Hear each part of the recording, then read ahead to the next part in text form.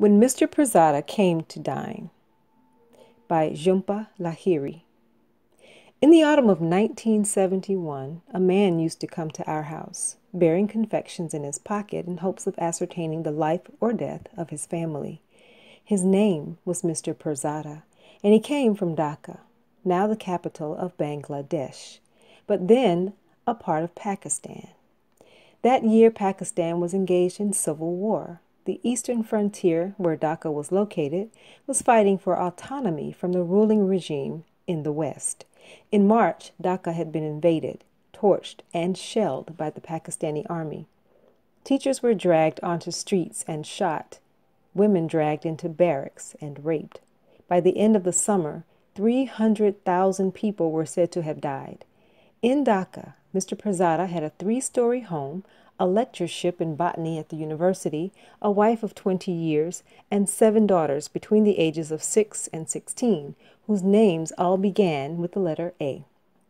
Their mother's idea, he explained one day, producing from his wallet a black and white picture of 7 girls at a picnic, their braids tied with ribbons, sitting cross-legged in a row, eating chicken curry off of banana leaves. How am I to distinguish? Aisha, Amira, Amina, Aziza, you see the difficulty.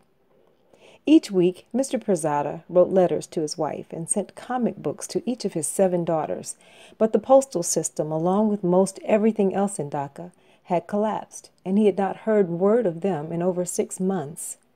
Mr. Pirzada, meanwhile, was in America for the year, for he had been awarded a grant from the government of Pakistan to study the foliage of New England. In spring and summer, he had gathered data in Vermont and Maine, and in autumn, he moved to a university north of Boston, where we lived, to write a short book about his discoveries. The grant was a great honor, but when converted into dollars, it was not generous. As a result, Mr. Pirzada lived in a room in a graduate dormitory and did not own a proper stove or a television set of his own. And so he came to our house to eat dinner and watch the evening news. At first, I knew nothing of the reason for his visits. I was 10 years old and was not surprised that my parents, who were from India, had had a number of Indian acquaintances at the university, should ask Mr. Pirzada to share our meals. It was a small campus with narrow brick walkways and white pillared buildings, located on the fringes of what seemed to be an even smaller town. The supermarket did not carry mustard oil. Doctors did not make house calls. Neighbors never dropped by without an invitation. And of these things, every so often, my parents complained. In search of compatriots, they used to trail their fingers at the start of each new semester through the columns of the university directory, circling surnames familiar to their part of the world. It was in this manner that they discovered Mr. Pirzada and phoned him and invited him to our home. I have no memory of his first visit or of his second or his third, but by the end of September I had grown so accustomed to Mr. Pirzada's presence in our living room that one evening, as I was dropping ice cubes into the water pitcher, I asked my mother to hand me a 4th glass from a cupboard still out of my reach. She was busy at the stove, presiding over a skillet of fried spinach with radishes, and could not hear me because of the drone of the exhaust fan and the fierce scrapes of her spatula. I turned to my father, who was leaning against the refrigerator, eating spiced cashews from a cupped fist. "What is it, Lilia?" "A glass for the Indian man." "Mr. Pirzada won't be coming today. More importantly, Mr. Pirzada is no longer considered Indian," my father announced, brushing salt from the cashews out of his trim black beard. "Not since partition. Our country was divided. 1947. When I said I thought that was the date of India's independence from Britain, my father said, "That too. One moment we were free and then we were sliced up," he explained, drawing an X with his finger on the countertop, like a pie. "Hindus here, Muslims there. Dhaka no longer belongs to us." He told me that during partition, Hindus and Muslims had set fire to each other's homes. For many, the idea of eating in the other's company was still unthinkable. It made no sense to me. Mr. Pirzada and my parents spoke the same language, laughed at the same jokes, looked more or less the same. They ate pickled mangoes with their meals, ate rice every night for supper with their hands. Like my parents, Mr. Pirzada took off his shoes before entering a room, chewed fennel seeds after meals as a digestive, drank no alcohol, for dessert dipped austere biscuits into successive cups of tea. Nevertheless, my father insisted that I understand the difference, and he led me to a map of the world taped to the wall over his desk. He seemed concerned that Mr. Pirzada might take offense if I accidentally referred to him as an Indian, though I could not really imagine Mr. Pirzada being offended by much of anything. Mr. Pirzada is Bengali, but he is a Muslim, my father informed me. Therefore, he lives in East Pakistan, not India. His finger trailed across the Atlantic, through Europe, the Mediterranean, the Middle East, and finally to the sprawling orange diamond that my mother once told me resembled a woman wearing a sari, with her left arm extended. Various cities had been circled with lines drawn between them to indicate my parents' travels, and the place of their birth, Calcutta, was signified by a small silver star. I had been there only once and had no memory of the trip. As you see, Lilia, it is a different country, a different color, my father said. Pakistan was yellow, not orange. I noticed that there were two distinct parts to it, one much larger than the other, separated by an expanse of Indian territory. It was as if California and Connecticut constituted a nation apart from the U.S. My father rapped his knuckles on top of my head. You are, of course, aware of the current situation? Aware of East Pakistan's fight for sovereignty? I nodded, unaware of the situation. We returned to the kitchen, where my mother was draining a pot of boiled rice into a colander. My father opened up the can on the counter and eyed me sharply over the frames of his glasses as he ate some more cashews. What exactly do they teach you at school? Do you study history? Geography? Lilio has plenty to learn at school, my mother said. We live here now. She was born here. She seemed genuinely proud of the fact, as if it were a reflection of my character. In her estimation, I knew, I was assured a safe life, an easy life, a fine education, every opportunity. I would never have to eat rationed food or obey curfews or watch riots from my rooftop or hide neighbors in water tanks to prevent them from being shot, as she and my father had. Imagine having to place her in a decent school. Imagine her having to read during power failures by the light of kerosene lamps. Imagine the pressures, the tutors, the constant exams. She ran a hand through her hair, bobbed to a suitable length for her part-time job as a bank teller. How can you possibly expect her to know about partition? Put those nuts away. But what does she learn about the world? My father rattled the cashew can in his hand. What is she learning? We learned American history, of course, and American geography. That year and every year, it seemed. We began by studying the Revolutionary War. We were taken in school buses on field trips to visit Plymouth Rock and to walk the Freedom Trail and to climb to the top of the Bunker Hill Monument. We made dioramas out of colored construction paper depicting George Washington crossing the choppy waters of the Delaware River, and we made puppets of King George wearing white tights and a black bow in his hair. During tests, we were given blank maps of the 13 colonies and asked to fill in names, dates, capitals. I could do it with my eyes closed. The next evening, Mr. Pirzada arrived, as usual, at 6 o'clock. Though they were no longer strangers, upon first greeting each other, he and my father maintained the habit of shaking hands. Come in, sir. Lilia, Mr. Pirzada's coat, please. He stepped into the foyer, impeccably suited and scarved, with a silk tie knotted at his collar. Each evening he appeared in ensembles of plums, olives, and chocolate browns.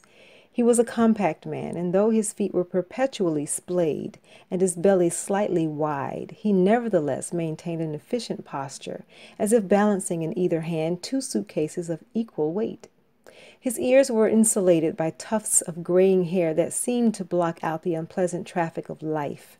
He had thickly lashed eyes shaded with a trace of camphor, a generous mustache that turned up playfully at the ends, and a mole shaped like a flattened raisin in the very center of his left cheek. On his head he wore a black fez made from wool of Persian lambs, secured by bobby pins, without which I was never to see him. Though my father always offered to fetch him in our car, Mr. Pirzada preferred to walk from his dormitory to our neighborhood, a distance of about 20 minutes on foot, studying trees and shrubs on his way, and when he entered our house his knuckles were pink with the effects of crisp autumn air. Another refugee, I'm afraid, on Indian territory. They were estimating 9 million at the last count, my father said. Mr. Pirzada handed me his coat, for it was my job to hang it on the rack at the bottom of the stairs. It was made of finely checkered gray and blue wool, with a striped lining and horn buttons, and carried in its weave the faint smell of limes. There were no recognizable tags inside, only a hand-stitched label with the phrase, Z. Saeed Suitors, embroidered on it in cursive with glossy black thread. On certain days, a birch or maple leaf was tucked into a pocket. He unlaced his shoes and lined them against the baseboard. A golden paste clung to the toes and heels, the result of walking through our damp, unraked lawn. Relieved of his trappings, he grazed my throat with his short, restless fingers, the way a person feels for solidity behind a wall before driving in a nail. Then he followed my father to the living room, where the television was tuned to the local news. As soon as they were seated, my mother appeared from the kitchen with a plate of mincemeat kebabs with coriander chutney. Mr. Pirzada popped one into his mouth. "One can only hope," he said, reaching for another, "that Dhaka's refugees are as heartily fed. Which reminds me." He reached into his suit pocket and gave me a small plastic egg filled with cinnamon hearts. "For the lady of the house," he said with an almost imperceptible splay-footed bow. "Really, Mr. Pirzada," my mother protested. "Night after night you spoil her." "I only spoil children who are incapable of spoiling." It was an awkward moment for me, one which I awaited in part with dread, in part with delight. I was charmed by the presence of Mr. Pirzada's rotund elegance, and flattered by the faint theatricality of his attentions, yet unsettled by the superb ease of his gestures, which made me feel, for an instant, like a stranger in my own home. It had become our ritual, and for several weeks before we grew more comfortable with one another, it was the only time he spoke to me directly. I had no response, offered no comment, betrayed no visible reaction to the steady stream of honey-filled lozenges, the raspberry truffles, the slender rolls of sour pastilles. I could not even thank him for once when I did, for an especially spectacular peppermint lollipop wrapped in a spray of purple cellophane, who had demanded, "What is this thank you? The lady at the bank thanks me. The cashier at the shop thanks me. The librarian thanks me when I return an overdue book. The overseas operator thanks me as she tries to connect me to Dhaka and fails. If I am buried in this country, I will be thanked, no doubt, at my funeral." It was inappropriate, in my opinion, to consume the candy Mr. Pirzada gave me in a casual manner. I coveted each evening's treasure as I would a jewel or a coin from a buried kingdom, and I would place it in a small keepsake box made of carved sandalwood beside my bed, in which, long ago in India, my father's mother used to store the ground areca nuts she ate after her morning bath. It was my only memento of a grandmother I had never known, and until Mr. Pirzada came to our lives, I could find nothing to put inside it. Every so often, before brushing my teeth and laying out my clothes for school the next day, I opened the lid of the box and ate one of his treats. That night, like every night, we did not eat at the dining table because it did not provide an unobstructed view of the television set. Instead, we huddled around the coffee table without conversing, our plates perched on the edges of our knees. From the kitchen, my mother brought forth a succession of dishes: lentils with fried onions, green beans with coconut, fish cooked with raisins in a yogurt sauce. I followed with the water glasses and the plate of lemon wedges and the chili peppers, purchased on monthly trips to Chinatown and stored by the pound in the freezer, which they liked to snap open and crush into their food. Before eating, Mr. Pirzada always did a curious thing. He took out a plain silver watch without a band, which he kept in his breast pocket, held it briefly to one of his tufted ears, and wound it with 3 swift flicks of his thumb and forefinger. Unlike the watch on his wrist, the pocket watch, he had explained to me, was set to the local time in Dhaka, 11 hours ahead. For the duration of the meal, the watch rested on his folded paper napkin on the coffee table. He never seemed to consult it. Now that I had learned Mr. Pirzada was not an Indian, I began to study him with extra care, to try to figure out what made him different. I decided that the pocket watch was one of those things. When I saw it that night, as he wound it and arranged it on the coffee table, an uneasiness possessed me. Life, I realized, was being lived in Dhaka first. I imagined Mr. Pirzada's daughters rising from sleep, tying ribbons in their hair, anticipating breakfast, preparing for school. Our meals, our actions were only a shadow of what had already happened there, a lagging ghost of where Mr. Pirzada really belonged. At 6:30, which was when the national news began, my father raised the volume and adjusted the antennas. Usually I occupied myself with a book, but that night my father insisted that I pay attention. On the screen, I saw tanks rolling through dusty streets and fallen buildings and forests of unfamiliar trees into which East Pakistani refugees had fled, seeking safety over the Indian border. I saw boats with fan-shaped sails floating on wide, coffee-colored rivers, a barricaded university, newspaper offices burnt to the ground. I turned to look at Mr. Pirzada. The images flashed in miniature across his eyes. As he watched, he had an immovable expression on his face, composed but alert, as if someone were giving him directions to an unknown destination. During the commercial, my mother went to the kitchen to get more rice, and my father and Mr. Pirzada deplored the policies of a general named Yahya Khan. They discussed intrigues I did not know, a catastrophe I could not comprehend. See, children your age, what they do to survive, my father said as he served me another piece of fish. But I could no longer eat. I could only steal glances at Mr. Pirzada, sitting beside me in his olive green jacket, calmly creating a well in his rice to make room for a second helping of lentils. He was not my notion of a man burdened by such grave concerns. I wondered if the reason he was always so smartly dressed was in preparation to endure with dignity whatever news assailed him, perhaps even to attend a funeral at a moment's notice. I wondered, too, what would happen if suddenly his 7 daughters were to appear on television, smiling and waving and blowing kisses to Mr. Pirzada from a balcony. I imagined how relieved he would be. But this never happened. That night, when I placed the plastic egg filled with cinnamon hearts in the box beside my bed, I did not feel the ceremonious satisfaction I normally did. I tried not to think about Mr. Pirzada in his lime-scented overcoat, connected to the unruly, sweltering world we had viewed a few hours ago in our bright, carpeted living room. And yet for several moments, that was all I could think about.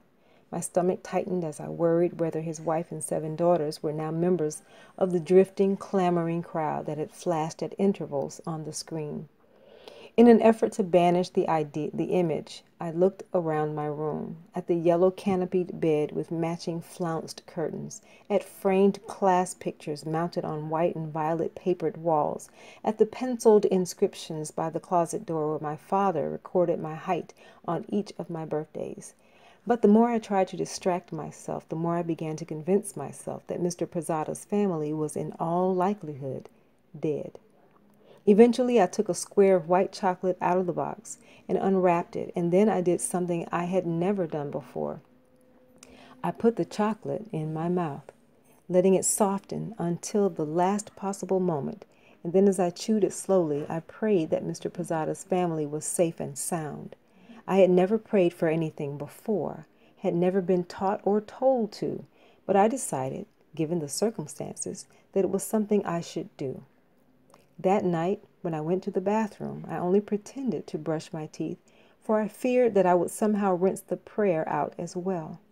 I wet the brush and rearranged the tube of paste to prevent my parents from asking any questions, and fell asleep with sugar on my tongue. No one at school talked about the war followed so faithfully in my living room. We continued to study the American Revolution and learned about the injustices of taxation without representation, and memorized passages from the Declaration of Independence. During recess, the boys would divide in two groups, chasing each other wildly around the swings and seesaws, redcoats against the colonies.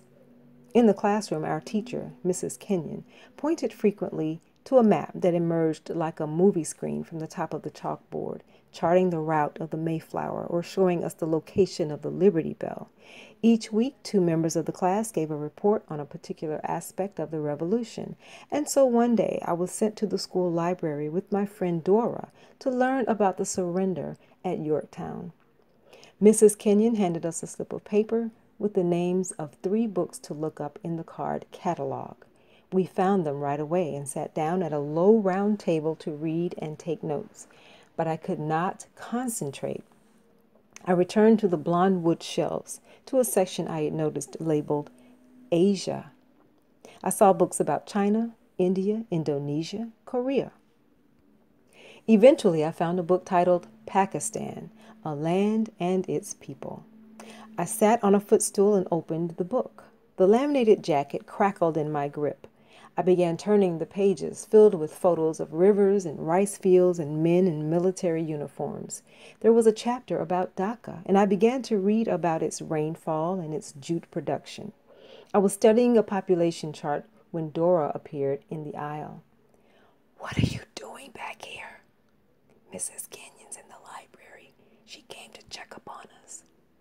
I slammed the book shut, too loudly.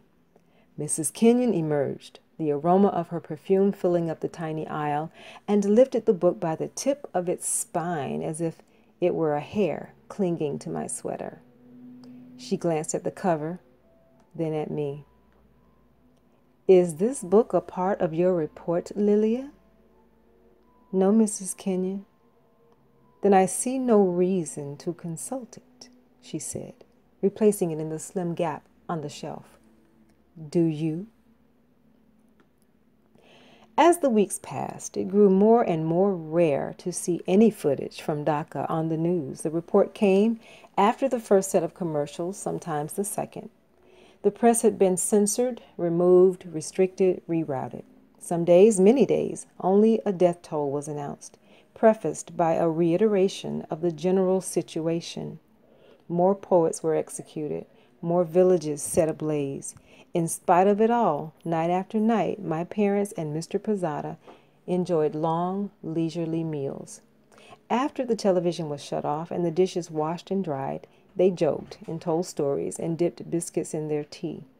When they tired of discussing political matters, they discussed instead the progress of Mr. Pirzada's book about the deciduous trees of New England, and my father's nomination for tenure, and the peculiar eating habits of my mother's American co-workers at the bank. Eventually, I was sent upstairs to do my homework, but through the carpet I heard them as they drank more tea and listened to cassettes of Kishore Kumar and played Scrabble on the coffee table, laughing and arguing long into the night about the spellings of English words. I wanted to join them, wanted, above all, to console Mr. Pirzada somehow. But apart from eating a piece of candy for the sake of his family and praying for their safety, there was nothing I could do. They played Scrabble until the 11 o'clock news, and then sometime around midnight, Mr. Pirzada walked back to his dormitory. For this reason, I never saw him leave, but each night as I drifted off to sleep, I would hear them, anticipating the birth of a nation on the other side of the world. One day in October, Mr. Pirzada asked upon arrival, "What are these large orange vegetables on people's doorsteps? A type of squash?" "Pumpkins," my mother replied. "Lilia, remind me to pick one up at the supermarket." "And the purpose?" "It indicates what?" "You make a jack-o'-lantern," I said, grinning ferociously. "Like this, to scare people away." "I see," Mr. Pirzada said, grinning back. Very useful. The next day, my mother bought a 10-pound pumpkin, fat and round, and placed it on the dining table. Before supper, while Father and Mr. Pirzada were watching the local news, she told me to decorate it with markers, but I wanted to carve it properly like others I had noticed in the neighborhood. Yes, let's carve it, Mr. Pirzada agreed and rose from the sofa. Hang the news tonight. Asking no questions, he walked into the kitchen, opened a drawer, and returned, bearing a long serrated knife. He glanced at me for approval. Shall I? I nodded. For the first time, we all gathered around the dining table, my mother, my father, Mr. Pirzada, and I. While the television aired unattended, we covered the tabletop with newspapers. Mr. Pirzada draped his jacket over the chair behind him, removed a pair of opal cuff links, and rolled up the starched sleeves of his shirt. First, go around the top like this, I instructed, demonstrating with my index finger. He made an initial incision and drew the knife around. When he had come full circle, he lifted the cap by the stem. It loosened effortlessly, and Mr. Pirzada leaned over the pumpkin for a moment to inspect and inhale its contents. My mother gave him a long metal spoon with which he gutted the interior until the last bits of string and seeds were gone. My father, meanwhile, separated the seeds from the pulp and set them out to dry on a cookie sheet so that we could roast them later on. I drew two triangles against the ridged surface for the eyes, which Mr. Pirzada dutifully carved, and crescents for eyebrows, and another triangle for the nose. The mouth was all that remained, and the teeth posed a challenge. I hesitated. Smile or frown? I asked. You choose, Mr. Pirzada said. As a compromise, I drew a kind of grimace straight across, neither mournful nor friendly. Mr. Pirzada began carving without the least bit of intimidation, as if he had been carving jack-o'-lanterns since his whole life. He had nearly finished when the national news began. The reporter mentioned Dhaka, and we all turned to listen. An Indian official announced that unless the world helped to relieve the burden of East Pakistani refugees, India would have to go to war against Pakistan. The reporter's face dripped with sweat as he relayed the information. He did not wear a tie or a jacket, dressed instead as if he himself were about to take part in the battle. He shielded his scorched face as he hollered things to the cameraman. The knife slipped from Mr. Pirzada's hand and made a gash dipping toward the base of the pumpkin. Please forgive me. He raised a hand to one side of his face as if someone had slapped him there. It is terrible. I will buy another. We will try again. Not at all, my father said. He took the knife from Mr. Pirzada and carved around the gash, evening it out, dispensing altogether with the teeth I had drawn. What resulted was a disproportionately large hole the size of a lemon, so that our jack-o'-lantern wore an expression of placid astonishment, the eyebrows no longer fierce, floating in frozen surprise above a vacant geometric gaze. For Halloween, I was a witch. Dora, my trick-or-treating partner, was a witch too. We wore black capes fashioned from dyed pillowcases and conical hats with wide cardboard brims. We shaded our faces green with broken eyeshadow that belonged to Dora's mother, and my mother gave us 2 burlap sacks that had once contained basmati rice for collecting candy. That year, our parents decided that we were old enough to roam the neighborhood unattended. Our plan was to walk from my house to Dora's, from where I was to call to say I had arrived safely, and then Dora's mother would drive me home. My father equipped us with flashlights, and I had to wear my watch and synchronize it with his. We were to return no later than 9 o'clock. When Mr. Pirzada arrived that evening, he presented me with a box of chocolate-covered mints. In here, I told him, and opened up my burlap sack. Trick or treat. I understand that you don't really need my contribution this evening, he said, depositing the box. He gazed at my green face and the hat secured by a string under my chin. Gingerly, he lifted the hem of the cape under which I was wearing a sweater and a zipped fleece jacket. "Will you be warm enough?" I nodded, causing the hat to tip to one side. He said it right. Perhaps it is best to stand still. The bottom of our staircase was lined with baskets of miniature candy, and when Mr. Pirzada removed his shoes, he did not place them there as he normally did, but inside the closet instead. He began to unbutton his coat, and I waited to take it from him, but Dora called me from the bathroom to say that she needed my help drawing a mole on her chin. When we were finally ready, my mother took a picture of us in front of the fireplace, and then I opened the front door to leave. Mr. Pirzada and my father, who had not gone into the living room yet, hovered in the foyer. Outside it was already dark. The air smelled of wet leaves, and our carved jack-o'-lantern flickered impressively against the shrubbery by the door. In the distance came the sounds of scampering feet and the howls of the older boys who wore no costume at all other than a rubber mask, and the rustling apparel of the youngest children, some so young that they were carried from door to door in the arms of their parents. "Don't go into any of the houses you don't know," my father warned.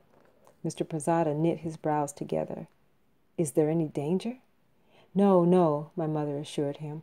"All the children will be out. It's a tradition." "Perhaps I should accompany them?" Mr. Pirzada suggested. He looked suddenly tired and small, standing there in his splayed, stockinged feet, and his eyes contained a panic I had never seen before. In spite of the cold, I began to sweat inside my pillowcase. "Really, Mr. Pirzada," my mother said, "Lilia will be perfectly safe with her friend." "But if it rains? If they lose their way?" "Don't worry," I said. It was the first time I had uttered those words to Mr. Pirzada. Two simple words I had tried but failed to tell him for weeks, had said only in my prayers. It shamed me now that I had said them for my own sake. He placed one of his stocky fingers on my cheek, then pressed it to the back of his own hand, leaving a faint green smear. "If the lady insists," he conceded, and offered a small bow. We left, stumbling slightly in our black, pointy thrift store shoes, and when we turned at the end of the driveway to wave goodbye, Mr. Pirzada was standing in the frame of the doorway, a short figure between my parents, waving back. "Why did that man want to come with us?" Dora asked.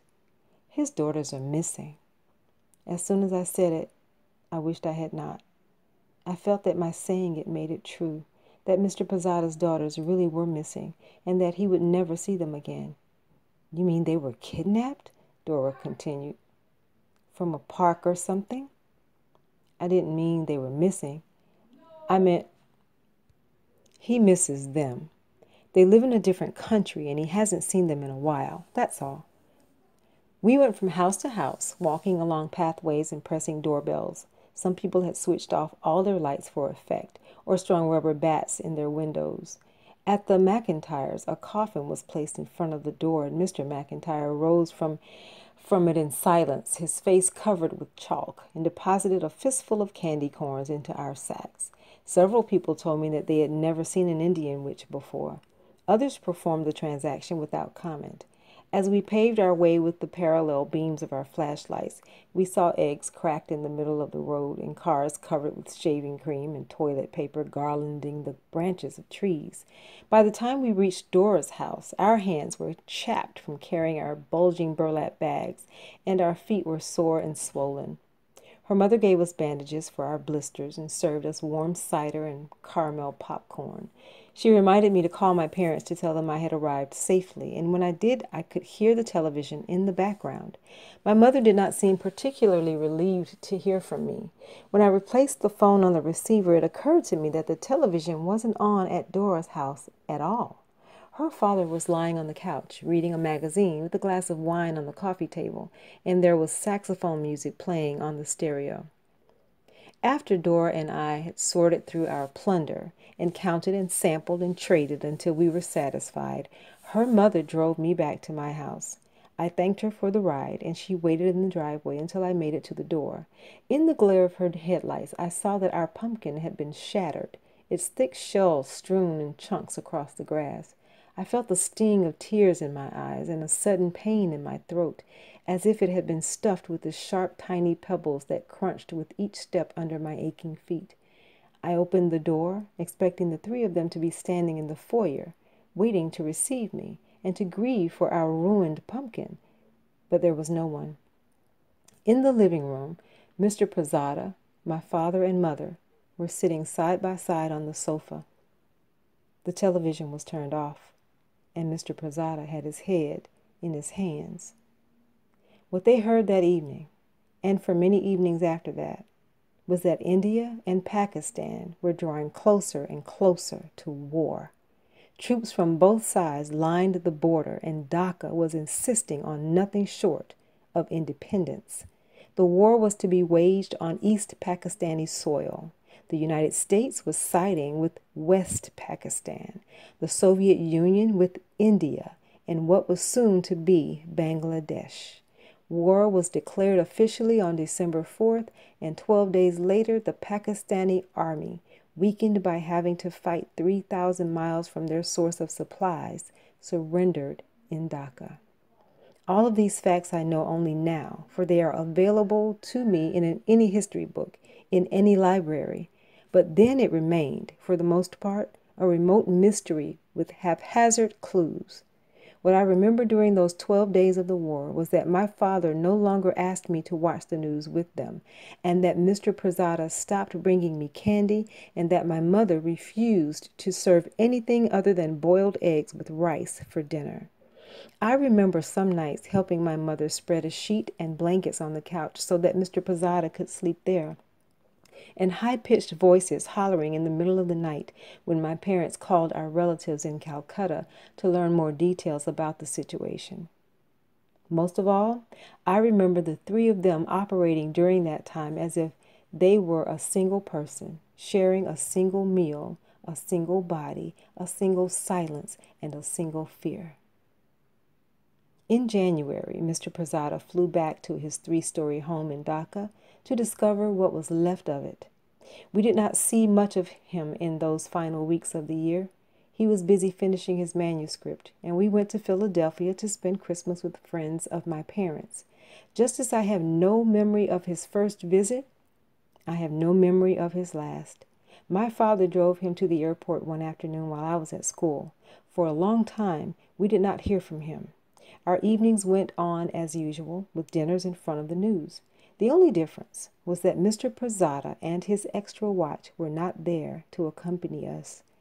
According to reports, Dhaka was repairing itself slowly with a newly formed parliamentary government.